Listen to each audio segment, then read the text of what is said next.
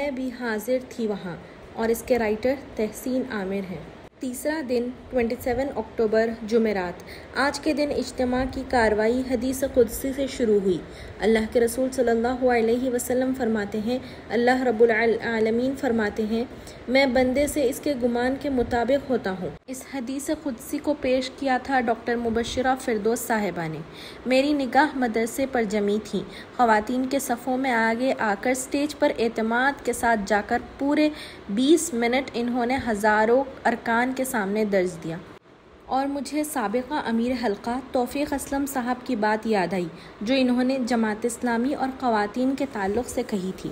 فرمایا تھا، جماعت اسلامی میں مختلف صلاحیتوں والی خواتین موجود ہیں۔ جماعت اسلامی ہر ایک خاتون کو قدر کی نگاہ سے دیکھتی ہے۔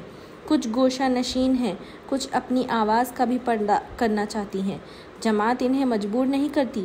کچھ خواتین اعلیٰ تعلیم یافتہ ہیں، تقریری صلاحیتیں بھی رکھتی ہیں اور بہتر طریقے سے اپنی بات پیش کر سکتی ہیں۔ ایسی خواتین کو اسلام جو اجازت دیتا ہے، ہم ان کو بھی حوصلہ افزائی کرتے ہیں، انہیں مواقع عطا کرتے ہیں۔ اجتماع ارکان میں یہ میری پہلی شرکت تھی۔ میں نے اس کو سچ جانا۔ حدیث کی تشریح کیا تھی؟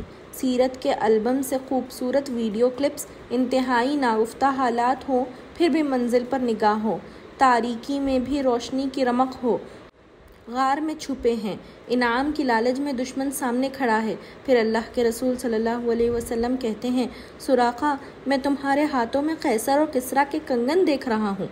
ابو بکر صدیق رضی اللہ تعالیٰ عنہ اپنے بیٹے سے کہتے ہیں، مویشیوں کو یہاں چراؤ اور نبی کریم صلی اللہ علیہ وسلم کو دودھ پلاؤ۔ پھر تار عنکبوت سے اللہ تعالیٰ حفاظت فرماتے ہیں۔ نبی سے عشق اہل خاندان کے ساتھ دلوں کی زمین پر فکر کے بیج بوئے گئے۔ مشن جب آنکھوں کے سامنے چھا جائے تو محبوب کے محبوب سے بھی محبت ہو جاتی ہے۔ احد میں عکاشہ کو دی گئی چھڑی کیا تھی؟ مشکل حالات میں اللہ پر یقین تھا۔ قرآن اور سینہ مشعل راہ ہے۔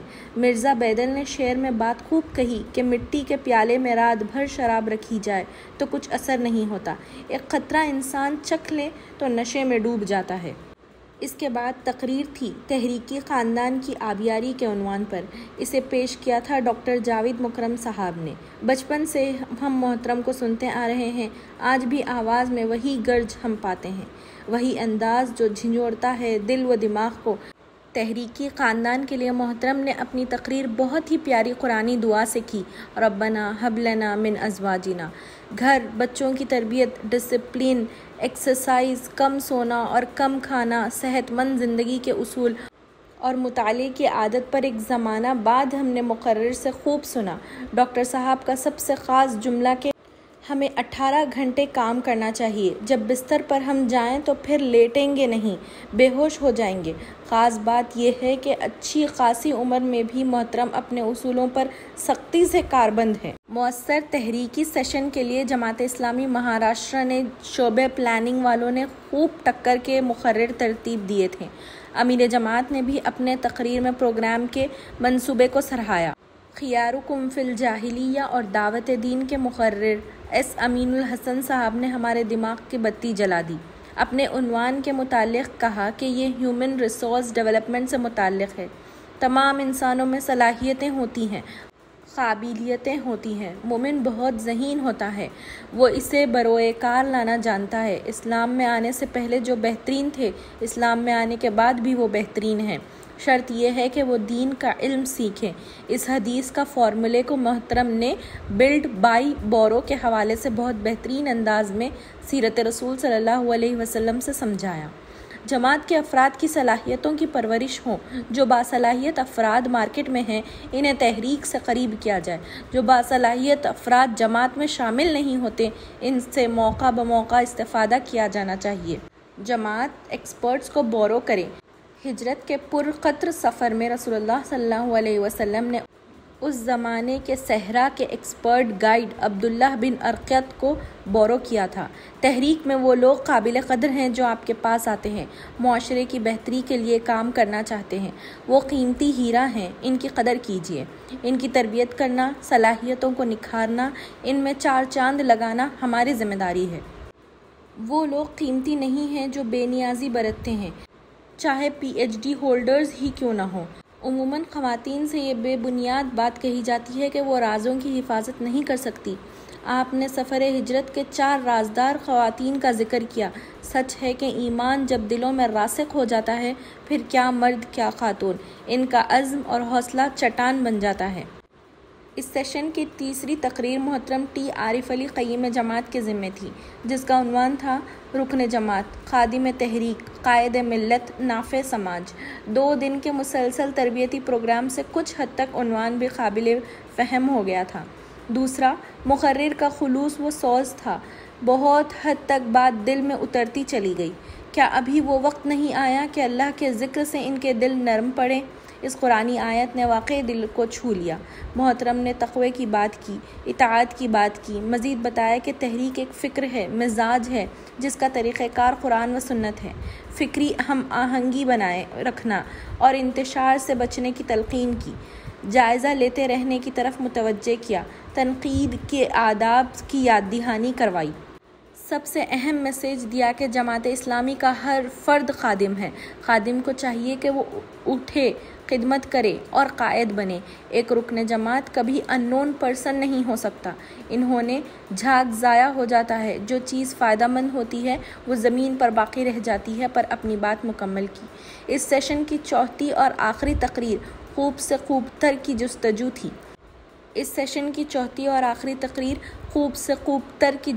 تھی۔ اسے محترم محمد اظہر الدین رکن شورا مہاراشٹر نے پیش کی تھی۔ ایک چیز جو ایک فرد کو دوسرے سے ممتاز کرتی ہے وہ ہے خوب سے خوب تر کی تلاش۔ مقرر نے اپنی گفتگو کی شروعات انفروا سابقوا سارعوا فاستبقوا جاہدوا کی قرآنی موٹیویشنل ورڈ سے کی ہے۔ رسول اللہ صلی اللہ علیہ وسلم کے پیارے صحابہ کی مثالیں دی کہ کیسے انہوں نے اپنے آپ کو اپ گریڈ کیا۔ شاعر رسول نے ایسی شاعری کی جو دشمنوں کے لیے تیر کا کام کرتی تھی۔ حضرت ابو ہریرہ رضی اللہ عنہ نے اپنی بھول جانے کی کمزوری کا ذکر کیا تو آپ صلی اللہ علیہ وسلم نے فرمایا، اپنے داہنے ہاتھ کی مدد لو۔ اس پر عمل کر کے ابو ہریرہ رضی اللہ عنہ نے اتنا لکھا کہ انہیں علم کثیر مل گیا، نئی زبانیں عبرانی، سریانی ایسی سیکھیں کہ پھر یہودیوں سے مدد لینے کی ضرورت نہیں پڑی۔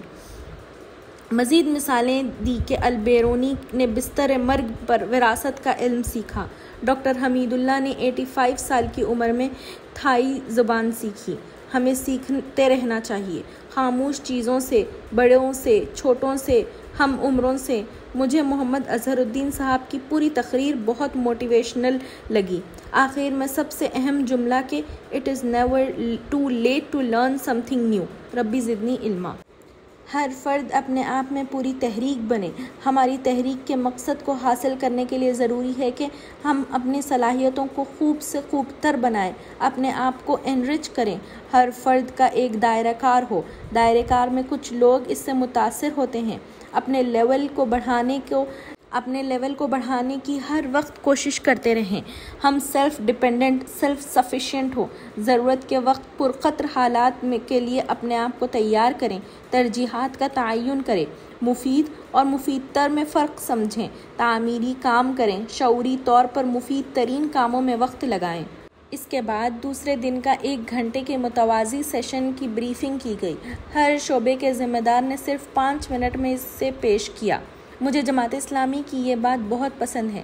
ایک موضوع پر 1 گھنٹے کی بات کو 5 منٹ میں پیش کرنا کمال کی ہی تو بات ہے۔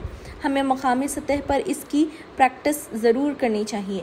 اب اعلان تھا وقفے کا۔ 3 دن وقفے میں ہم نے بہت باریکی سے مشاہدہ کیا۔ یہاں شریک ہونے والی اراکین خواتین ریاست مہاراشٹر کے مختلف مقامات سے تشریف لائی تھیں۔ جن خواتین کے بچے عمر میں بڑے تھے وہ اپنے گھروں میں تھے۔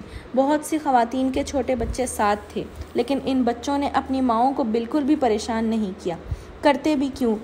شعبے چلڈرن سرکل کے ذمہ داران نے تو ان بچوں کے لیے خصوصی انتظامات کیے تھے۔ کھلی فضا میں ان کا الگ سے پروگرام ترتیب دیا گیا تھا۔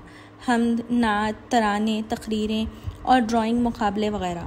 صاف ستھری جگہ، بہترین تفریح کا سامان، پلس من پسند ریفریشمنٹ۔ پھر بچے کیوں نہ انجوائے کرتے اس اجتماع کو۔ میرا تو خیال ہے اگر اس کی پوری ویڈیو بنائی جاتی اور عام بچوں کو دکھائی جاتی تو ہر بچہ اپنی ماں کو رکن جماعت بننے کی ضد کرتا، اور میرا دل بے اختیار گنگنانے لگا۔ ایسی تحریک کو بھیجو تم بھی سلام، جس کو محبوب ہے خاندانی نظام۔ دوسرا دلکش منظر بھی دیکھ لیجئے، 2 مختلف مقامات سے 2 سگی بہنیں اجتماع میں شریک ہیں، وقفے میں مل رہی ہیں، تیزی سے نماز اور ضروریات سے فارغ ہو کر ایک دوسرے کو اپنے احوال سنا رہی ہیں، کہیں دیورانی جیٹھانی ہے تو کہیں نند اور بھابھی۔ ان سب کی آنکھوں میں ہم نے پیار دیکھا۔ عام طور پر ہم دیکھتے ہیں کہ رشتے بٹے ہوئے ہیں، مائکے کے رشتے محبت کے اور سسرالی رشتے تکلف کے، کچھ فاصلے والے۔ سچ کہہ رہی ہوں، میں نے یہاں کی سبھی رشتوں میں محبت کی خوشبو محسوس کی۔ میں سمجھتی ہوں اس کی وجہ ایک نسب العین سے وابستگی ہے۔ نسب العین سے وابستگی جتنی گہری ہوگی، تعلقات میں اتنی مضبوطی ہوگی۔ جہاں نسب العین کا تعین ہی نہیں ہوگا، وہاں ظاہر بات ہے الجھنیں ہی پرورش پائیں گی۔ ہاں تو ہم خوبصورت تعلقات کی بات کر رہے تھے۔ میرا دل بھی اعتراف کے لیے بیتاب ہے۔ میں اپنی چھوٹی نند عظمیٰ توقیر کی محبت اور ہمہ وقت مدد کی باعث اس اجتماع میں شرکت کو سہل پا رہی تھی۔ اس اجتماع کے ساتھ ہماری خوشگوار یادیں وابستہ ہیں، الحمدللہ رب العالمین۔ بہت سی بہنیں ایسی تھیں جن کا آپس میں کوئی خونی رشتہ نہ تھا، بس اللہ کے دین کی سربلندی کے لیے نظم کے تحت امیر کی اطاعت میں جمی تھیں۔ اللہ سے قوی امید ہے کہ وہ ان تمام کے ملنے اور بچھڑنے کو قبول فرمائے، روز قیامت اپنے وعدے کے مطابق عرش کے سائے میں جگہ عطا فرمائے۔ ایسی ہی بہنوں میں مجھے ناگپور کی بہن رومانہ کی یاد آتی ہے۔ دوران اجتماع نوٹس لکھتے ہوئے میرا پین کھو گیا اور انہوں نے جھٹ اپنے پرس سے پین نکال کر مجھے دیا۔ میرے لیے وہ پین بہت قیمتی تھا۔ مریم جمیلہ باجی اورنگ آباد سے ایک خوبصورت تحفہ، بند گلی سے نکلنے کا راستہ، فیملی کاؤنسلنگ کی بک، عبدالعظیم رحمانی ملکہ پوری ہمیں ملی۔ اللہ انہیں جزائے خیر عطا فرمائے۔ مرکزی سیکریٹری شعبہ خواتین عطیہ صدیقی صاحبہ، ریاستی سیکریٹری شعبہ خواتین ساجدہ پروین صاحبہ کے ساتھ رہنے کا موقع ملا۔ بہت سے خواتین کو ہم آن لائن مطالعہ قرآن گروپ میں سنتے تھے، ان سے ملنے کا شرف حاصل ہوا، جن میں ڈاکٹر صبیحہ خان ناگپور قابل ذکر ہے۔ ہم نے انہیں آواز سے پہچان لیا۔ مبشرہ فردوس صاحبہ اورنگ آباد سے ہم بہت پہلے سے واقف تھے۔ ہادیہ ای میگزین کی ادارت کے ذمہ داری اور دیگر مصروفیات کے باوجود ہم نے ان میں بڑی اپنائیت پائی۔ ہادیہ مضمون کی آڈیو سماعت کرنے کے لیے شکریہ۔ امید ہے کہ آپ کو پسند آیا ہوگا۔ ہمیں آپ کے مشورے کا انتظار رہے گا۔ اپنا مشورہ، تبصرہ اور مضامین editor@hadia.in پر ارسال کریں اور ہادیہ ای میگزین کے مضامین کو پڑھنے کے لیے ویب سائٹ www.hadia.in سبسکرائب کریں۔ انشاءاللہ ہم اگلے ہادیہ ای میگزین کے شمارے سے دلچسپ مضامین کی آڈیو لے کر حاضر ہوں گے۔ تب تک کے لیے اجازت، اللہ حافظ۔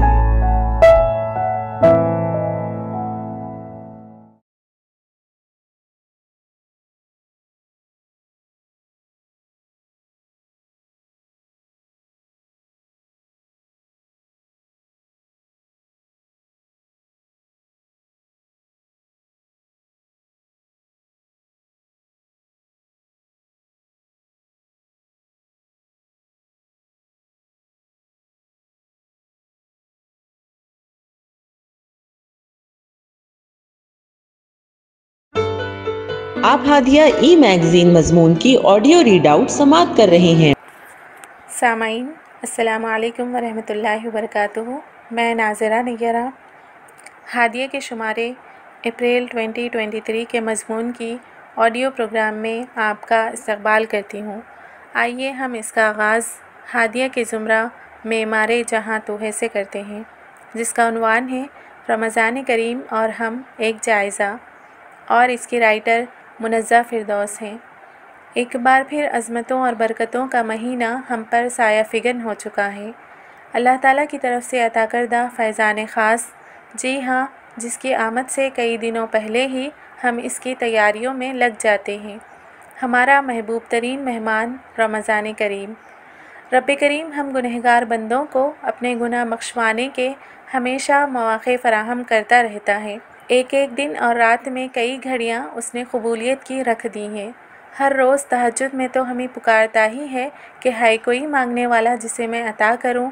اس کے علاوہ ہفتے میں ہمارے لیے جمعہ کا عظیم دن رکھ دیا، جس دن میں قبولیت کی گھڑیاں رکھ دیں، اور پھر یہ اس رب کریم کا کرم ہی تو ہے کہ ہر سال ہمارے لیے ایک مہینہ رکھا جو رحمت، مغفرت اور جہنم سے نجات کا مہینہ ہے۔ پچھلا رمضان گزرا جیسا ابھی پرسوں کی بات ہو، اور دیکھتے ہی دیکھتے یہ رمضان بھی ہم تک آ پہنچا۔ اب یہ ہم بندوں پر منحصر ہے کہ ہم اس مہینے کی برکتوں سے کتنا فائدہ اٹھاتے ہیں۔ آیا روزوں سے تقویٰ حاصل کرتے ہیں یا نہیں؟ ارشاد باری تعالیٰ ہے، بسم اللہ الرحمن الرحیم، یا ایھا الذین آمنوا کتب علیکم الصیام کما کتب علی الذین من قبلکم لعلکم تتقون۔ سورہ بقرہ آیت 183۔ اے ایمان والو، تم پر اسی طرح روزے فرض کیے گئے ہیں جیسا تم سے پہلے لوگوں پر فرض کیے گئے تھے، تاکہ تم پرہیزگار بن جاؤ۔ اس آیت کریمہ میں دو باتیں بالکل واضح بیان کی گئی ہیں۔ ایک یہ کہ روزے صرف امت محمدیہ صلی اللہ علیہ وسلم پر ہی نہیں بلکہ سابقہ امتوں پر بھی فرض کیے گئے۔ دوسرا، روزے کا مقصد بیان کیا گیا ہے، لیکن افسوس، صد افسوس کہ اکثر مسلمان روزے کے مقصد ہی سے غافل رہتے ہیں، الا ماشاء اللہ۔ ظاہراً تو رمضان کی بہت زوروں سے تیاریاں کرتے ہیں، گھروں کی صفائی، سجاوٹ، پکوانوں کی تیاریاں، ہر چیز تو ہم کو یاد رہتی ہے۔ ان سب چیزوں کے ساتھ دلوں کی پاکیزگی بھی بہت ضروری ہے۔ ذرا غور کریں کہ کیا ہم نے اسی طرح اپنے باطن کی بھی صفائی کی، اپنے دل کو تمام باطنی آلودگی سے پاک کیا تاکہ ہم روزے کے مقصد کو پا سکیں۔ حسد، بغض، کینہ، تکبر، ریا اور نہ جانے کتنی بیماریاں ہمارے دل میں گھر کر گئی ہوں، ان کے رہتے ہوئے ہم میں تقویٰ پیدا ہو ہی نہیں سکتا۔ خود احتسابی کریں۔ رسول صلی اللہ علیہ وسلم کا فرمان ہے، حاسبوا انفسکم قبل ان تحاسبوا، اس سے پہلے کہ تمہارا محاسبہ کیا جائے تم اپنا محاسبہ خود کر لو۔ چنانچہ ہمیں چاہیے کہ اپنا احتساب کریں، رمضان کے اختتام پر غور کریں، آیا اپنی مغفرت کروا لی، جہنم سے خلاصی کروانے میں کوئی کسر تو باقی نہ رہی، رحمت کے اس فیضان سے پورا فائدہ اٹھایا، کیونکہ اللہ نے تو ہماری ہر نیکی کا ثواب 70 گنا بڑھا دیا۔ نیکیوں کے اس موسم بہار سے مستفید ہونے کی حتی الامکان کوشش کرنی چاہیے۔ اللہ تعالیٰ سے دعا ہے کہ وہ ہم کو رمضان کی رحمتوں اور برکتوں سے مالا مال کر دے، ہمارے اندر تقویٰ پیدا کرے۔ آمین یا رب العالمین۔ ہادیہ مضمون کی آڈیو سماعت کرنے کے لیے شکریہ۔ امید ہے کہ آپ کو پسند آیا ہوگا۔ ہمیں آپ کے مشورے کا انتظار رہے گا۔ اپنا مشورہ، تبصرہ اور مضامین editor@hadia.in پر ارسال کریں، اور ہادیہ ای میگزین کے مضامین کو پڑھنے کے لیے ویب سائٹ www.hadia.in سبسکرائب کریں۔ انشاءاللہ ہم اگلے ہادیہ ای میگزین کے شمارے سے دلچسپ مضامین کی آڈیو لے کر حاضر ہوں گے۔ تب تک کے لیے اجازت، اللہ حافظ۔